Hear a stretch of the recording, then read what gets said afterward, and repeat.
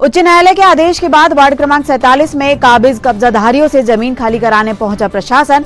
कब्जेदारियों ने जताया विरोध।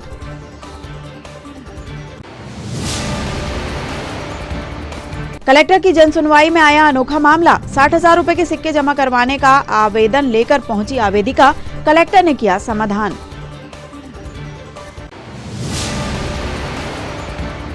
सरकारी जमीन से रास्ता बनाने वाले कॉलोनाइजर के खिलाफ राजस्व अमले ने मामला किया पंजीबद्ध। एसडीएम ने उचित कार्यवाही के लिए तहसीलदार को दिए निर्देश। और आगामी 4 दिसंबर से मेडिकल कॉलेज में होगा 2 दिवसीय राज्य स्तरीय शिशु रोग विशेषज्ञों का सम्मेलन। शिशु रोगों से संबंधित विभिन्न विषयों पर होंगे प्रेजेंटेशन। नमस्कार, स्वागत है आपका सिटी हलचल में। अब तक की तमाम खबरों के साथ मैं कोशिमा और अब देखते हैं खबरें विस्तार से। वार्ड क्रमांक 47 माखनलाल चतुर्वेदी वार्ड में आज प्रशासनिक अमला वहां पिछले 10 सालों से काबिज कब्जाधारियों के अतिक्रमण हटाने पहुंचा, जहां अमले को भारी विरोध का सामना करना पड़ा। दरअसल यह मामला वार्ड क्रमांक 47 माखनलाल चतुर्वेदी वार्ड का है, जहां नाले के किनारे ये कब्जाधारी अपना घर बनाकर पिछले 10 सालों से जीवन यापन कर रहे हैं। शासन द्वारा इन्हें बिजली, पानी और सड़क जैसी कई सुविधाएं मुहैया कराई गई हैं। फिर अचानक ऐसा क्या हुआ जो शासन प्रशासन इनसे यह जगह खाली करवाना चाहता है? न्यायालयीन आदेश के बाद मौके पर पहुंची प्रशासन की टीम और तहसीलदार ने इन कब्जाधारियों को समझाने का भरसक प्रयास किया, किंतु ये लोग अपनी जगह छोड़ने के लिए तैयार नहीं हैं। इन कब्जाधारियों ने बताया कि प्रशासन इन्हें यहां से जगह खाली करवाकर शक्कर मिल के पास रहने के लिए कह रहा है, जहां कोई सुविधा नहीं है। इन लोगों ने अपनी मेहनत व कर्ज लेकर मकान भी बना लिए हैं, इसलिए वे इस जगह को नहीं छोड़ना चाहते। पहले से रिकॉर्ड में किराए के मकान से रहे, हमने यहाँ कब्जा करे 10 साल से। इसके बाद ये लोग 4 दिन पहले आए, बोले लालच जी पट्टे के लिए बुलाए गए और आज अर्जेंट में आ गए घर तोड़ो बोले। तो हम लोग कहाँ जाएंगे? इतने सालों के रहने वाले निवासी। हमारे पापा अब भी खत्म हुई यही घर से, मतलब हम लोग ने इतनी मुसीबत घेर के घर बनाए, दखली मुसीबत सर। हम लोग अब भी बोलते हैं खाली करो, तोड़ो, तो कहाँ हम तोड़ के जाए? शिकायत कहाँ की आपने? सर हमने हर जगह करे, भोपाल तक गए, भोपाल तक कलेक्टर ऑफिस गए, तहसील गए, हर जगह गए, निगम तक गए हम, पर हमारे लिए कोई सुनवाई नहीं हुई। आज क्या कहते हैं अधिकारी? सर आज बोलते हैं कि तोड़ो अभी 2 घंटे में, पर हम नहीं तोड़ेंगे। क्या नाम है आपका? बताइए कौन तोड़ने आया आज? तहसील से आए हैं ये लोग, पटवारी साहब हैं और सभी लोग हैं अधिकारी। क्यों तोड़ रहे हैं आपका मकान? बोल रहे सरकारी जगह में तुमने मकान बनाए हो नल्ले के ऊपर। सर वो हमको 11 साल हो गए यहाँ रहते हुए। आपको दूसरी जगह दे रहे हैं क्या? दे रहे तो है, पर वहाँ कोई व्यवस्था नहीं है और हम मोहलत भी मांग रहे हैं 1 महीने की या 10 दिन की। हमको कुछ नहीं दिया जा रहा सहायता। क्या नाम है आपका? शांति बुनकर। सर हमने मकान बनाए हैं यहाँ पर लोन लेके, प्राइवेट लोन लेके, और हम पे 2.5 लाख रुपए का कर्जा, और हम ये सब लेके कहाँ जाएंगे? छोटे छोटे बच्चों को लेके हम ये मासूम बच्चों कहाँ लेके जाएंगे बताइए? नगर निगम ने शौचालय बनाया आपके यहाँ पर? शौचालय बनाए सर, नल दिए, बिजली दिए, और हमने यहाँ 10 फीट का गड्ढा था, हमने यहाँ गड्ढा पूरे हम सब महिलाओं ने पूर के पेपर भी अभी हमारे नगर निगम से शौचालय बनाया गया, बिजली दिया गया, पेपर भी है, अभी एग्जाम भी दिए। छोटे छोटे बच्चों के सर हम कहाँ जाएंगे बताइए? आमना खान। माननीय उच्च न्यायालय का एक आदेश है, उसमें यहाँ जो 28 परिवार हैं जो अतिक्रमण किए हुए हैं, माननीय न्यायालय का आदेश है कि उनसे ज़मीन खाली कराई जाए। उस आदेश के परिपालन में कार्रवाई की जा रही है, लेकिन माननीय कलेक्टर महोदय, माननीय एसडीएम महोदय द्वारा मानवीय आधार पर इन लोगों को पिछले 3-4 दिन से सुना गया, इनका पूरा रिकॉर्ड लिया गया और इनकी जो पारिवारिक स्थिति है उसके आधार पर मानवीय विचार भी किया गया। इनसे बार चर्चाओं का दौर चला है, बैठक भी की है। बैठक में इन लोगों ने कहा कि हमें जगह दे दी जाए दूसरी, तो हम यहाँ से हटने को तैयार हैं। तो प्रशासन ने इनकी पारिवारिक स्थिति, आर्थिक स्थिति को देखते ही इनको दूसरी जगह व्यवस्थित करने का भी प्लान तैयार किया है और इनको व्यवस्थित भी किया जा रहा है। इनको जो भी मानवीय आधार पे संसाधनों की ज़रूरत पड़ेगी वो भी माननीय कलेक्टर महोदय के आदेश पे इनको दे दिए जाएंगे। लेकिन चूँकि मामला माननीय न्यायालय के से संबंधित है, इसलिए हम लोगों को उसके परिपालन में ये कार्रवाई करना है। खाली करने के नोटिस जी, इनको पूरी सूचना है, इनको नोटिस जारी हो चुके हैं, पहले 7 दिन से इनको सूचना है।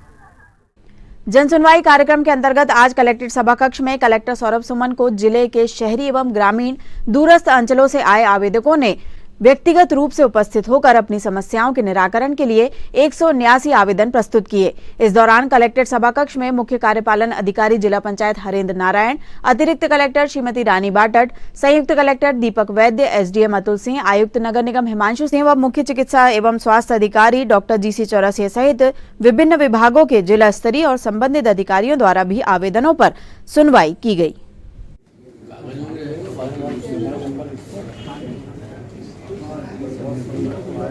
हाँ सर, जलवायु शुरू हो गई ना, बुला रही है मैडम।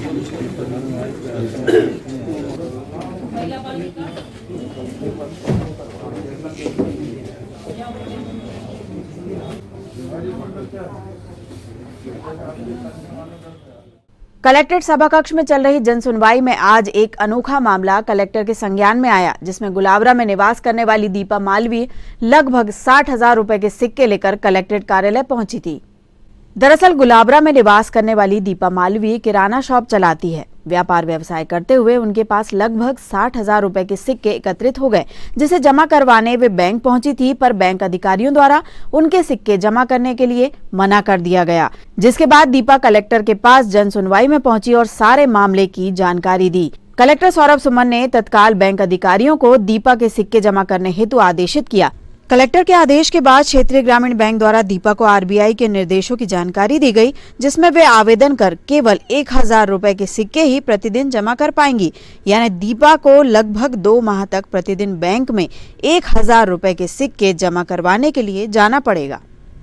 मेरी किराने की शॉप है, इसमें के बहुत सारे मुझे अधिक से अधिक सिक्के जमा हो गए थे और ये सिक्के मुझसे कोई ले नहीं रहा था। मैंने बैंक के पास गई थी, मैंने बैंक को बोली थी मेरे ये सिक्के जमा कर लीजिए। उन लोगों ने मुझे मना कर दिया। फिर मैं कलेक्टर सर के पास गई, उनसे बोली, उन जन सुनवाई में उन्होंने SDM सर ने बैंक में बोले और मेरे सिक्के जमा होने लगे। कितना लेने को बोले हैं? पर डे 1,000 रुपये। RBI के रूल्स के अकॉर्डिंग 1,000 रुपये पर डे उन लोग मुझसे लेंगे और उन लोगों ने मुझे लेटर दिए हैं कि वो मेरे सिक्के ज़रूर लेंगे। कितने करीब सिक्के होंगे? 60,000 समथिंग है मेरे पास सिक्के। मुझे ये सिक्के बैंक को देना है। तो मतलब 2 महीने तक आप जाके जमा करोगे? हाँ, 2 महीने तक मैं जमा करूँगी। छिंदवाड़ा में एक कॉलोनाइजर कई बार सरकारी जमीन पर कब्जा कर वहां से अपनी कॉलोनी तक पक्का रास्ता बनाने का प्रयास कर चुका है। प्रशासन की तमाम कार्यवाहियों के बीच उसके प्रयास बंद नहीं हुए हैं। हाल ही में कॉलोनाइजर के खिलाफ अपराध कायम किया गया है। जिला मुख्यालय के इमलीखेड़ा चौक इंडस्ट्रियल एरिया के ठीक सामने शिव आदित्य धाम कॉलोनी का निर्माण हुआ है। कॉलोनी तक पहुंचने के लिए एक मार्ग है जो काफी दूर है। सरकारी जमीन से कॉलोनी लगी है, इसलिए कॉलोनी के मकान बिल्डर ने सरकारी जमीन से सीधा रास्ता दिखाकर मकान बेचे हैं। लेकिन जहां से रास्ता बताया वहां से अभी तक कॉलोनाइजर दिला नहीं पाया, इसलिए मकान खरीदने वाले अब कॉलोनाइजर पर भड़क रहे हैं। बिल्डर सरकारी जमीन पर लगी फेंसिंग को तोड़कर रास्ता बना रहा था, जिसकी शिकायत राजस्व के अमले को मिली तो टीम ने मौके पर पहुंचकर काम बंद करवा दिया और बिल्डर के खिलाफ अपराध पंजीबद्ध किया गया है। सबसे खास बात यह है कि इसके पूर्व में भी कॉलोनाइजर कई बार ऐसा कर चुका है। इस बार मामला तहसीलदार की न्यायालय में विचाराधीन है। हालांकि इस मामले में SDM अतुल सिंह ने उचित कार्यवाही के लिए तहसीलदार को निर्देशित किया है। सुशील क्या करते हैं आप? मैं ये रोजगार करता हूँ। क्या रोजगार करते हैं? ये पत्थर फैक्ट्री जाता हूँ। अच्छा, तो यहाँ से आना जाना कितनी बार करते हैं दिन में? मैं आज ही आया हूँ। आज ही आए? हाँ, मैं तो ये मुरमारी है अपना, हाँ, वहाँ से आता हूँ। तो रोड कब से चालू है यहाँ पे? ये तो पता नहीं, वो वाली रोड आता जाता हूँ। ये वाली रोड आप देखते हैं रोज चालू रहती है, आने जाना करते हैं लोग बात? करते तो हैं। कब से देख रहे हैं आप बनते? ये यानी कि इत्तेफाक ही आता जाता हूँ ये रोड। तो ये रोड कहाँ जाती है सीधी? ये रोड, ये कॉलोनी। कौन सी कॉलोनी है? ये पता नहीं। इसमें गाड़ी आनी जाना चल रहा है लगातार? हाँ। कोई रोक नहीं है इसकी? और बीच में तोड़ी गई थी क्या रोड? अब वो पता नहीं भी, अब इसके बारे में जानकारी मैं अभी 1 हफ्ता तो हुआ आ रहा हूँ इधर से। इसके पहले नहीं आया? नहीं। लेकिन देखा है रोड चालू है। हाँ। आप आना जाना करते हैं इसी से? सूरज वानिया। क्या करते हैं आप? पुताई का काम। यहाँ से रोज आना जाना करते हैं? नहीं, अभी यहाँ काम साइड चालू थी। साइड चालू, इसी रोड से आना जाना करते हैं? नहीं, अभी हाँ, यही वाली। कब से रोड बनी है? ये जानकारी मैं अभी 1 आध महीने से आ रहा हूँ यहाँ। तो 1 महीने चालू है रोड से? जी। इसी से आना जाना करते हैं? जी। ट्रक वगैरह भी सब इसी से आते हैं? ट्रक की जानकारी नहीं सर। मतलब आना जाना इसी से करते हैं? हाँ, अभी तो 1 महीने से यहीं से आ जा रहा था। तो ये बताइए आप कि इस ये रोड कहाँ जाती है? ये यहाँ कॉलोनी तक जाती है बस। क्या नाम है कॉलोनी का? कॉलोनी का नाम अभी क्या बोले थे, किसकी कॉलोनी है? जानकारी नहीं सर। आप काम कर रहे हैं, आपको पता नहीं किसकी कॉलोनी है? नहीं, मैं तो दूसरे उसके थ्रू में जाता हूँ। यहाँ जो मकान दूसरे ये भैया ने लिए थे हमारे, अच्छा, उनके अलग से, उनका अलग से काम कर रहे हैं। रास्ता यही है कॉलोनी में जाने जी का? नहीं, एक उधर से भी आगे से भी। एक उधर से भी है, ये भी? जी, 1 मिनट से जा रहे हैं आप? जी। क्या उन्होंने ऐसी परमिशन ली है आपसे या क्या केस बनाएंगे? एक ऐसा मामला संज्ञान में 2 दिन पहले आया था इमली खेड़ा में कि किसी बिल्डर द्वारा शासकीय भूमि से बिना परमिशन लिए रोड बनाने की तैयारी की जा रही है। जैसे ही मामला संज्ञान में आया तत्काल हमने अपनी टीम वहाँ भेजी थी, उनने काम वहाँ रुकवा दिया। उसके बाद वहाँ उनका प्रकरण तैयार करके भू राज संहिता की धारा 248 के तहत संबंधित क्षेत्र के तहसीलदार के यहाँ प्रकरण पंजीबद्ध कर लिया गया है। अनावेदक को नोटिस जारी किया गया है, उसमें विधि अनुसार सुनवाई करके जो भी आदेश जारी किया जाएगा उसका पालन कराया जाएगा। आदेश का पालन कराएंगे और निश्चित रूप से शासकीय भूमि हम अतिक्रमण से मुक्त कराएंगे। कोई समय सीमा तय करिए सर, कब तक हमको आना है यहाँ पर? तहसीलदार के न्यायालय में उसकी सुनवाई होगी और सुनवाई होने के पश्चात दोनों पक्षों को, मतलब शासन का पक्ष भी उसमें रहेगा और जो अनावेदक है उसका भी पक्ष सुन के और फिर विधि अनुसार आदेश करके निश्चित रूप से हम शासकीय भूमि को अगर बिना परमिशन लिए कोई ने अतिक्रमण किया है तो उसको अतिक्रमण मुक्त कराएंगे। वार्ड क्रमांक 25 तारा कॉलोनी के रहवासियों ने आज कांग्रेस नेताओं के साथ एसडीएम कार्यालय पहुंचकर ज्ञापन सौंपा और क्षेत्र में लग रहे मोबाइल टावर को लेकर अपनी आपत्ति दर्ज कराई। क्षेत्रवासियों का कहना है कि उनके क्षेत्र में लगने वाले इस टावर के रेडिएशन से बच्चों व बुजुर्गों की सेहत पर बुरा असर पड़ेगा, इस कारण वे अपने क्षेत्र में यह टावर नहीं लगने देना चाहते। ज्ञापन सौंपते समय शहर कांग्रेस अध्यक्ष पंकज शुक्ला, योगेश साबले, आशीष साहू सहित क्षेत्रवासी उपस्थित थे। सर टावर एयरटेल का नहीं लगना चाहिए। क्यों नहीं लगना चाहिए? मोबाइल तो चलाते हो ना आप। नुकसान एक बात समझो, क्या है, क्या नुकसान? बीमारी वाले अटैक गलत सब रहते हैं। ये सब भ्रांतियाँ हैं। पढ़े लिखे लोगों से पूछो, जानकारों से पूछो, ये सब भ्रांतियाँ हैं। ये किसी ने आपको भड़काया। नहीं सर, कोई पहली बात मैं बता दूं आपको, ये दिमाग से बिल्कुल निकाल दो आपकी टावर लगने से कोई बीमारी नहीं। हम मोबाइल का नेटवर्क नहीं पढ़ते हैं तो अगर नेट नहीं आता तो फिर हम कंपनी वालों को गाली देते हैं। समझा रहा हूँ आपको, मैं कोई आपकी बात काट नहीं रहा। हम एक तो सुन लो ना, कहीं नहीं निकलता रेडिएशन। अगर ऐसे रेडिएशन निकलने लगे तो कलेक्ट्रेट के अंदर टावर लगा ही लाएंगे। नहीं सर, वो कोई बात नहीं। हम लोग दिन भर यही रहते हैं। सुन लो, टावर लगा, हमारे घर के बगल में भी टावर लगा, चलो दिखा दो, ठीक है। तो ये गलत भ्रांति। दूसरा, हम अगर नेटवर्क अच्छा चाहते हैं, हम संसाधन अच्छा चाहते हैं तो फिर मोहल्ले में तो टावर लगेगा। अगर हर मोहल्ले में टावर न लगे तो मोबाइल कैसे चलेंगे?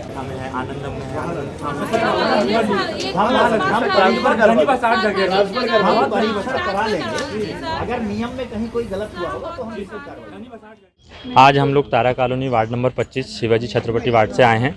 ये पूरे वार्ड के लोग हैं। तारा कॉलोनी में 50 मीटर दूर पे, वहाँ पे आजू बाजू पूरे मकान हैं 10-10 फीट पे, वहाँ बीचों बीच में एक टावर लगाया जा रहा है। ये बबलू पराते की ज़मीन में लगाया जा रहा है। इसमें 3 महीने से ये बातें चल रही है। हम लोग 3 बार आवेदन दे चुके हैं, पर इन लोग को दबा दिया जाता है और हम लोग को मना कर दिया जाता है और बोलते हैं कि ये टावर लगेगा नियम में। वो नियम विरुद्ध लग रहा है वहाँ पर। हम कहते हैं कि वहाँ से 100 मीटर दूरी खेती वाला एरिया, खाली पड़े एरिया, आनंदम की जो ज़मीन है वहाँ पर लग जाए, वहाँ से दूर लग जाए, बस वो जगह पर ना लगे, क्योंकि वहाँ पर लगने से जो मतलब वहाँ स्कूल है, बगीचा है, सिद्धपीठ हनुमान मंदिर है, ये सब आजू बाजू बहुत सारे क्षेत्र है, जिससे वहाँ बहुत नुकसान होगा और वो लगे, आगे लग जाए, बस तारा कॉलोनी के उस क्षेत्र में ना लगे। आगामी 26 नवंबर विधि दिवस के उपलक्ष्य में सतपुड़ा विधि महाविद्यालय में 7 दिवसीय विधि पखवाड़े का आयोजन किया गया है, जिसके अंतर्गत प्रतिदिन बच्चों को अलग अलग कार्यक्रमों के माध्यम से विधि से संबंधित विभिन्न नियमों की जानकारी प्रदान की जा रही है। इसी क्रम में आज ट्रैफिक डीएसपी सुदेश सिंह ने बच्चों को यातायात नियमों से संबंधित विभिन्न जानकारियां प्रदान की। कोरोना या कोविड को हम हराने में सक्षम हो पाए, तो जब 1.5 लाख लोगों के मरने पे हमको ये इतना हम जागरूक हो सकते हैं, तो क्या 2.25 लाख लोगों के मरने पे हमको जागरूक नहीं होना चाहिए यातायात नियमों के प्रति, यातायात सुरक्षा के प्रति, अपनी सुरक्षा के प्रति? लाखों करोड़ों रुपए के बराबर का नुकसान इस एक्सीडेंट्स में हर साल हिंदुस्तान में होता है। जीडीपी का लगभग 2 या 3% है नुकसान, पर अभी भी उतनी बातें यातायात सुरक्षा को लेके, सड़क सुरक्षा को लेके नहीं होती है। तो हमारा निवेदन है कि हम इस चीज को समझें कि हमें घर से ही इस सुरक्षा की शुरुआत करनी है। मैं एक आंकड़ा आपको बताता हूं कि जिला छिंदवाड़ा में जहां पर कंट्रोल्ड ट्रैफिक है, कंट्रोल्ड ट्रैफिक का मतलब होता है जहां पर चौराहे पे ट्रैफिक पुलिस लगा है या जिला पुलिस का जवान लगा है, किसी सड़क पर जहां पर ट्रैफिक पुलिस या जिला पुलिस का जवान ट्रैफिक को रेगुलाइज कर रहा है, मूवमेंट पे सपोर्ट कर रहा है, ऐसी जगहों पे पूरे वर्ष भर में दुर्घटनाओं की संख्या 0 है। सतपुड़ा विधि महाविद्यालय छिंदवाड़ा में आगामी 26 नवंबर को विधि दिवस का आयोजन किया जाना है।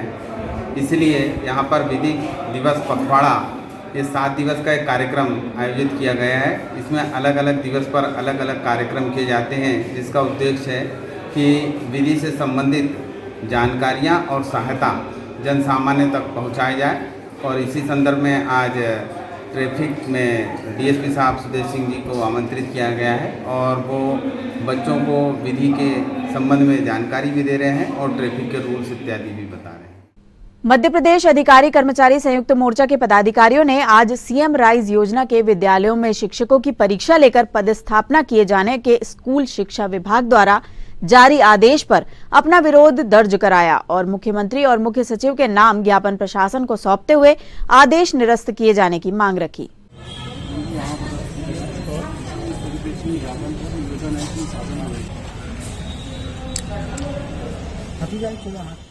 आज मध्य प्रदेश अधिकारी कर्मचारी संयुक्त मोर्चा की तरफ से मध्य प्रदेश शासन स्कूल शिक्षा विभाग ने जो दिनांक 3 नवंबर को एक आदेश निकाला है, निर्देश जारी किए, जिसमें सीएम राइज स्कूल प्रदेशों में खोले जाने का निर्णय हुआ और उन स्कूलों में परीक्षा लेकर टीचरों को पदस्थ किए जाने के ऐसे शासन के निर्देश हुए हैं। उसमें कक्षा 6 से 12वीं तक के जो विद्यार्थी हैं जो अध्ययनरत है उस शाला में उन शालाओं में शिक्षकों को परीक्षा लेकर पदस्थ किए जाने के ऐसे निर्देश दिए गए हैं। इसी शासन परिपथ के विरोध में हम चाहते हैं कि जो हमारा टीचर वर्ग है, शिक्षक वर्ग है, जो जहां जिन्होंने अपनी सेवाएं दी है और परीक्षा का रिजल्ट भी उनने वहां 100% दिया है, स्कूलों को अच्छा काम किया है, बच्चों को अच्छा शिक्षण दिया है, और अगर उनको वहां से हटाया जाता है तो काफ़ी तकलीफ होगी, उनके मनोभाव और उनके आत्मसम्मान में विपरीत असर पड़ेगा। इसलिए हमारी शासन से मांग है कि ये शासन का जो डीपीआई का जो निर्देश है 3/11 उसे वापस लिया जाए और शिक्षकों को उसी शाला में जहां सीएम राइज स्कूल खोले जा रहे हैं उसी शाला में पदस्थ किया जाए। राज्य स्तरीय शिशु रोग विशेषज्ञों का सम्मेलन आगामी 4 और 5 दिसंबर को मेडिकल कॉलेज छिंदवाड़ा में आयोजित किया जा रहा है। सम्मेलन में राज्य से लगभग 300 डेलीगेट्स के आने की संभावना है। यह सम्मेलन 2 दिन तक चलेगा, जिसमें शिशु रोग से संबंधित विभिन्न विषयों पर विशेषज्ञों द्वारा प्रकाश डाला जाएगा तथा युवा डॉक्टरों द्वारा किए गए शोध प्रबंध प्रस्तुत किए जाएंगे। साथ ही पोस्टर प्रेजेंटेशन एवं अवार्ड पेपर भी प्रस्तुत किए जाएंगे। गौरतलब है कि आईएपी की छिंदवाड़ा शाखा द्वारा राज्य स्तरीय सम्मेलन छिंदवाड़ा में प्रथम बार आयोजित किया जा रहा है।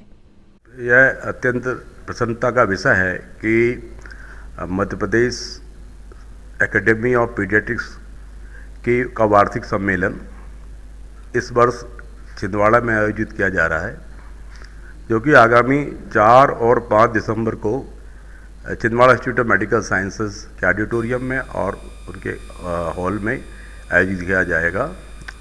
यह सम्मेलन हर वर्ष आयोजित किया जाता है, लेकिन छिंदवाड़ा में यह सम्मेलन प्रथम बार आयोजित किया जा रहा है। सामान्यतः इस प्रकार के आयोजन महानगरों में होते रहे हैं, लेकिन इस वर्ष मैं राज्य स्तरीय प्रेसिडेंट हूँ, state president Madhya Pradesh IAP का, तो इस वर्ष आयोजन हम यहाँ कर रहे हैं। हमारी तैयारियां पूरी जोरों से चल रही है और इस सम्मेलन में आने वाले 400 से 500 डेलीगेट्स और हमारे जो गेस्ट स्पीकर देश और विदेश से आएंगे, तो विभिन्न विषयों पर जो शिशु रोग से संबंधित बीमारियां और अन्य जो विषय है उन पर प्रेजेंटेशन भी होंगे और विचार विमर्श भी किया जाएगा। और चूँकि मध्य प्रदेश में शिशु मृत्यु दर बहुत अधिक है और कुपोषण की समस्या भी है, इस बारे में हम लोग गंभीरता से विचार करेंगे। जो हमारे नए डॉक्टर्स हैं जो अभी पोस्ट ग्रेजुएट कर रहे हैं, उनके भी जो थीसिस है और जिनको शोध प्रबंध हैं वह भी उसमें प्रस्तुत किए जाएंगे। साथ में 20 के करीब अवार्ड पेपर्स और पोस्टर प्रेजेंटेशन होगा। इस प्रकार 2 दिन के सम्मेलन में काफ़ी समाज को भी लाभ होगा और डॉक्टर्स को जो अभी नए बन रहे हैं उनको भी काफ़ी अनुभव का लाभ मिलेगा और नई शोधों का पता लगेगा। साथ ही इसमें हमको यूनिसेफ और नेशनल हेल्थ मिशन भी सहयोग कर रहे हैं, तो उनके सहयोग से हम हमने इसका नामी समन्वय रखा है। तो सबके समन्वय से इस आयोजन को अत्यंत सफल बनाएंगे, ऐसी मेरी इच्छा है। और ये मैं आपसे अनुरोध कर रहा हूँ कि इस सम्मेलन में आप भी सहयोग करें। नगर के वार्ड क्रमांक 24 जमाई मोहल्ला सोनपुर के गरीब एवं जरूरतमंद लोग आज पट्टे सहित मूलभूत सुविधाओं की मांग लेकर जिला कांग्रेस झुग्गी झोपड़ी प्रकोष्ठ अध्यक्ष फिरोज खान के नेतृत्व में नगर निगम कार्यालय पहुंचे और ज्ञापन सौंपकर अपनी मांगे रखी। जिला कांग्रेस झुग्गी झोपड़ी प्रकोष्ठ जिलाध्यक्ष फिरोज खान ने ज्ञापन सौंपते समय चेतावनी दी है कि नगर निगम ने जल्द से जल्द क्षेत्रवासियों के लिए मूलभूत सुविधाएं उपलब्ध नहीं कराई गई तो जिला कांग्रेस झुग्गी झोपड़ी प्रकोष्ठ आंदोलन करेगा। ज्ञापन सौंपते समय वार्ड क्रमांक 24 जमाई मोहल्ला सोनपुर के रहवासियों के अलावा जिला झुग्गी झोपड़ी प्रकोष्ठ जिला अध्यक्ष फिरोज खान, महिला जिला अध्यक्ष सपना वर्मा, शहर अध्यक्ष शानू कुरैशी, नगर निगम अध्यक्ष अशफाक कुरैशी, नगर निगम महिला अध्यक्ष उषा राउत, रेहान अंसारी, इरफान मंसूरी, तोशिबा महाजन, जिला समन्वयक सुनीता सोमकुंवर, इदरीश मंसूरी, कार्यवाहक अध्यक्ष राजाराम राठौर सहित अन्य पदाधिकारी एवं कार्यकर्ता मौजूद रहे। हम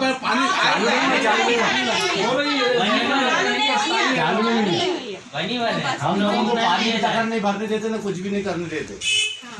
पानी की बहुत ना है कि लाइट जमाई लोग पर वहाँ बसे कैसे जमाई आप लोगों ने बताया, तुमने बसा दिया जमाई मोहल्ला पूरा। जमाई लोगों की भाई वहाँ ससुर लोग तुम्हारी खिदमत करते हैं। जमाई लोग नहीं है, गाँव के हैं।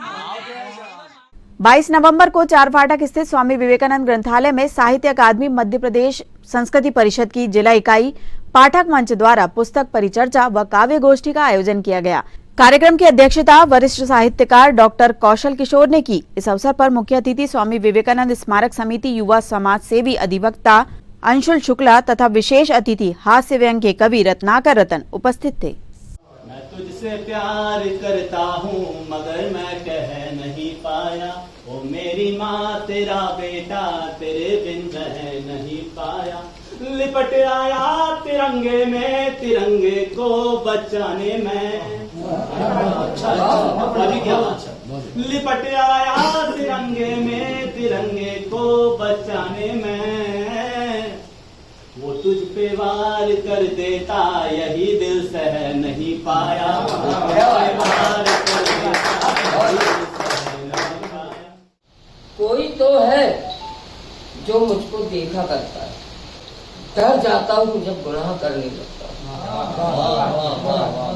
अच्छा, कोई तो है जो मुझको देखा करता है, डर जाता हूँ जब गुनाह करने लगता हूँ।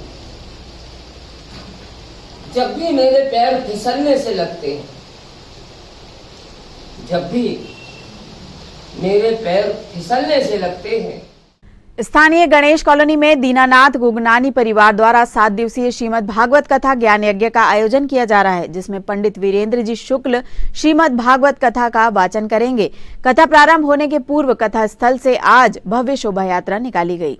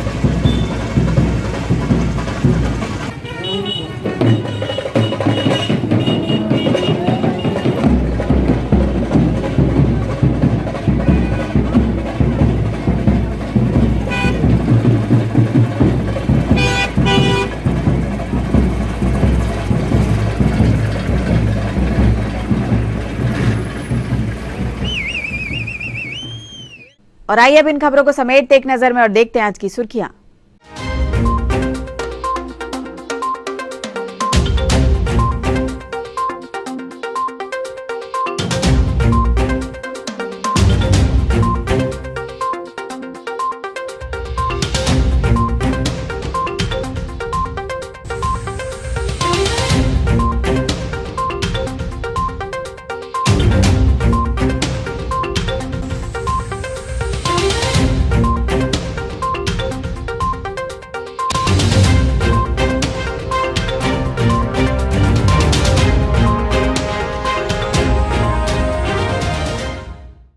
चलते चलते एक नजर फिर आज की हेडलाइंस पर। उच्च न्यायालय के आदेश के बाद वार्ड क्रमांक 47 में काबिज कब्जाधारियों से जमीन खाली कराने पहुंचा प्रशासन, कब्जेदारियों ने जताया विरोध।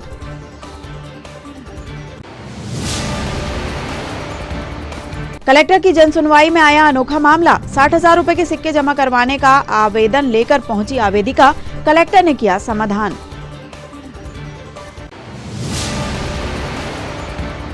सरकारी जमीन से रास्ता बनाने वाले कॉलोनाइजर के खिलाफ राजस्व अमले ने मामला किया पंजीबद्ध, एसडीएम ने उचित कार्यवाही के लिए तहसीलदार को दिए निर्देश। और आगामी 4 दिसंबर से मेडिकल कॉलेज में होगा 2 दिवसीय राज्य स्तरीय शिशु रोग विशेषज्ञों का सम्मेलन, शिशु रोगों से संबंधित विभिन्न विषयों पर होंगे प्रेजेंटेशन। ये तो थी अब तक की तमाम खबरें। कुछ नई खबरों के साथ आपसे फिर होगी मुलाकात, तब तक के लिए हमें और हमारी ग्लोबल टीम को दीजिए इजाजत। नमस्कार।